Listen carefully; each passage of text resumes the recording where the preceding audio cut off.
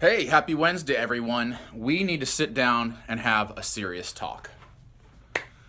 All right, now my subscribers, my followers are the absolute best. Seriously, thank you guys so much for supporting me on my journey as I try to break 11 seconds in the 100. The comments that you leave, the likes, the shares, when you guys boost me up in the comment section, I can't thank you enough. It really does help me. It's not easy to put your goals out there publicly and then to try to attack them. So doing that and then having you guys cheer me on, it helps a ton. But there are a few out there that are doubters. I'm not one to lie. When I was running professionally, if a reporter asked me whether I thought I was going to win or lose a race, I was direct. I'd say my training's gone perfectly. I should win this race, or I've been struggling with some injuries and I probably won't win this race.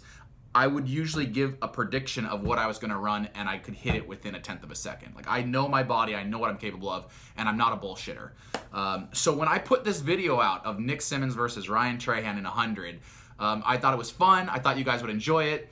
And the cool thing was that I used the free lap timing system so I could time it and have pretty darn accurate timing.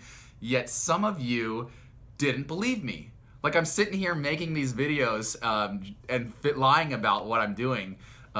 So I can sneak into a race or something. Let me be clear, I'm doing this to pass on what I'm learning with you guys and to educate and entertain along the way. Let's just jump in real quick. I want to show you what some of the people were saying. So here's a couple of the turds from Let's Run, and let's see what they had to say. Here's Sprint Geezer, a registered user, so I respect that. Sprint Geezer says, LMFAO, there is absolutely no way that was 11:48. Even less the running time, and even with the hurricane at his back, it would be lucky if it was 12:48, and you know what? It probably wasn't even that fast. This is completely ridiculous, completely. All right, Sprint Geezer, I think you're completely ridiculous. I'm about to prove you very wrong. Here's Subway Surfers. There is no way he just ran 11:48. No way. There's no way. Here's one from the comment section. Bristria United says, Nick, I don't want to be negative, but let the whole video with a full 100-meter sprint show. I'm not switching cameras and cutting the video. We can time it also. I don't know what to believe seeing you guys run. I would put my money that it was not under 12 seconds. I have a feeling. Well, Bistria, that was a great suggestion, and I'm going to do just that. I'm going to play the whole video uncut, and I'm going to prove to you that I covered that 100 meters in 11:48. And here it is, and you guys can actually time it yourselves. Use a stopwatch. Time it from the moment I start to the moment I cross the finish line. But just for redundancy's sake, just to prove it to these people who doubt me, I'm going to put a stopwatch up next to it. So here it is.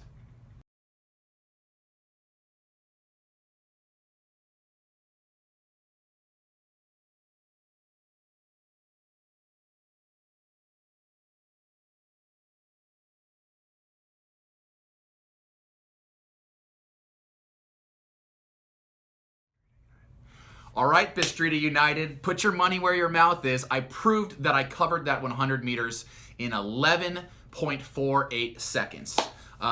Guys, again, I don't BS. I'm not doing this to try to sneak in to some race somewhere. I'm not some college kid lying about my PR to try to get into a faster heat. I am going to run some FAT hundreds in a meet scenario later this summer at the All-Comers meet here in Eugene. But in the meantime, I got to use what I have, and I'm not racing on a track against other people. So I'm using the free lap timing system, which, as you saw, showed that I ran on 11.4800 meters. Now let's dig into that a little bit. For you track geeks out there, you're really going to like this. I'm going to tell you what was working for me in this race and what was working against me, because there's a lot of factors here, and I really want to show you when you watch somebody race or when you see somebody put something out, it's okay to have a little bit of skepticism, but this will teach you how to understand the things that are working for an athlete and things that are working against an athlete when they're timing their intervals. So let's dig into the things that are working for me in this scenario. Number one, I have a huge wind at my back. Now you'll notice that we're running from the normal finish line back to the start. We're running in the opposite direction of the way a 100 would normally be run. And that's because it was pretty blustery out. And for example, if you go to 4 minutes and 28 seconds into this video, I say sorry about the wind, and you can actually hear the wind. So it was a strong tailwind. And like many runners, I'm notoriously lazy. You better believe I was going to take advantage of that tailwind. I didn't have a wind measure out there, so I don't know what the actual velocity of the wind was, but I'm willing to bet that it was stronger than 2.2 meters per second, so it would have been an illegal tailwind. So that certainly helped. What else helped? I was using the free lap timing system. And the way the free lap system works is it uses these little chips, RFID tags that you put on your running shorts, and as soon as it gets within a meter of the tower, it will trigger the clock to start. Now, as soon as you get within a meter of the finish tower, it'll trigger it to end. So in order to make sure I'm not triggering it while I'm in the stance, I actually put the first tower, the starting tower, 1 meter past the start line, and then again I put the finishing one 100 meters away, so it's still 100 meters, 1 meter after the finish line. So that you know, if you put your cone at 1 meter and you put your cone at 101 meters, you're covering 100 meters. However, it's not a true 100 meter from start to finish because I have a little bit of a running start. Not a full running start, but you know, a 1 meter at least enough to stand up and get my hips forward. So did I cover 100 meters in 11.48 seconds? Yes, I did. But it wasn't the slowest 100 of those 101 meters. It was actually the fastest 100 of those 101 meters. There are ways around this, and I'll play around with the free lap system in another video here in a couple weeks. But that's the way we chose to run it. I think it was probably good for, you know, some of my subscribers dug into it and said maybe worth 0.15 or 0.2 seconds. The other thing to consider is that because I was using that run-in 100, it doesn't take into account my reaction time. So that's the time that the gun goes off and travels to my brain and then triggers me to start running. A typical reaction time for a sprinter might be 0.2 or 0.3 seconds. I'm going to go ahead and just average that out to 0.25. So we didn't measure that reaction time. So if you add all of those variables up, you add up the 0.25 second reaction time that wasn't accounted for, and you add up the fact that I was running into it a little bit, which I'll say, let's go 0.15 seconds. Now you're looking at 0.4 seconds in my favor, and then of course you have to take into account the tailwind, and I really have no way to measure that because I didn't measure the velocity of the wind, but let's just go ahead and say a full half second. My 0.1148, if you add all of those things in, my 11.48 second 100 actually translates into a 12.48. So the doubters, yes, you're wrong. I did run 100 meters in 11.48, but there's a lot to consider. Now, there are a few things to consider that went against me, you know, things that weren't in my favor. Number one, I can't believe no one mentioned this. I was going from a standing start. You remember when I talked to Jimmy Radcliffe and he said, you're absolutely going to need to use blocks if you ever want to break 11 seconds. Blocks are extremely important for a sprinter. And I don't know how to use them yet, and I didn't have them at that track, so I didn't use them. We did it from a standing start. But that works hugely against me in running a fast 100.